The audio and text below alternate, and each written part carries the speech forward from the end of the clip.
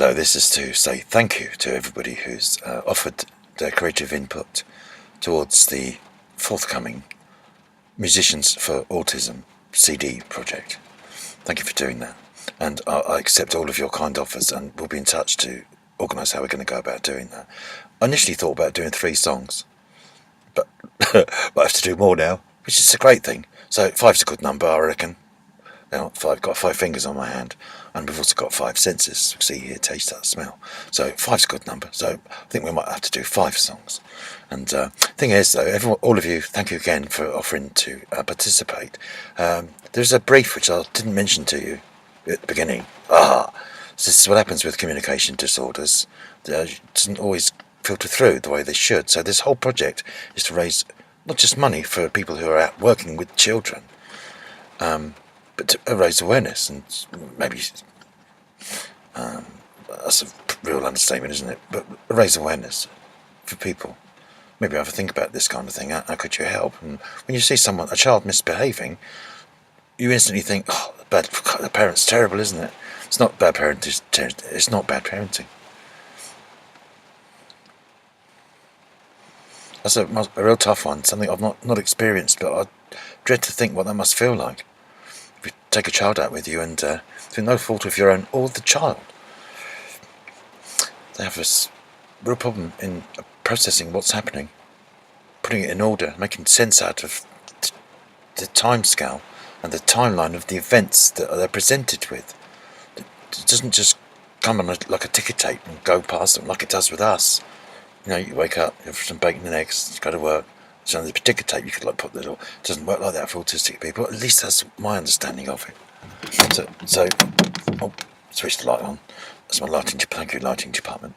So the brief is thank you again for everyone who's offered to help. The brief is that I'd like your performance, please, to really try and have that goal in mind in whatever it is that you're kind of going to do for the project. Play some music, do some vocals, or whatever it is that you'll be doing. You've got to appeal to an autistic child. That's the brief.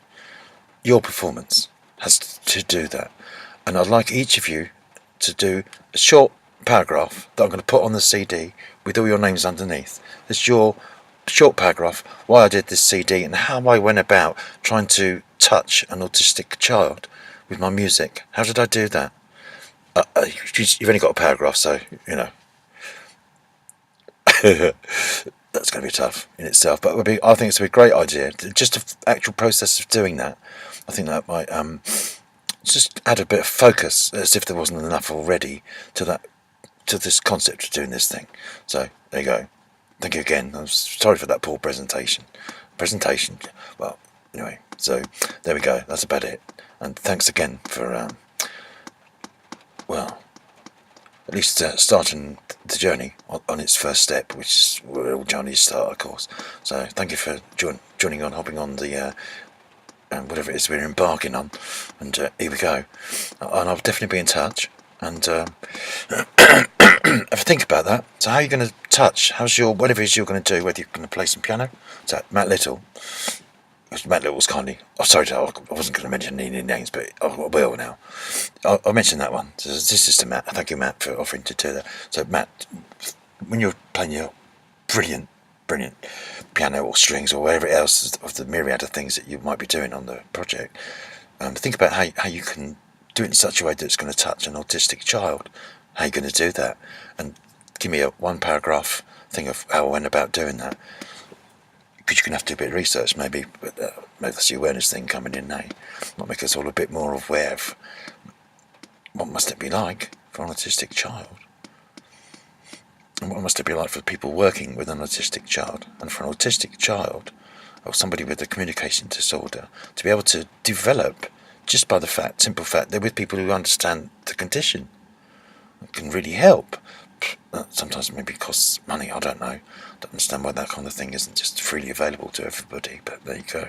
I guess that's another matter. But thanks again for offering to help, and here we go. And I'll be in touch, and I think that's about it, really. Oh, sorry, that was a bit lackluster, but there we go.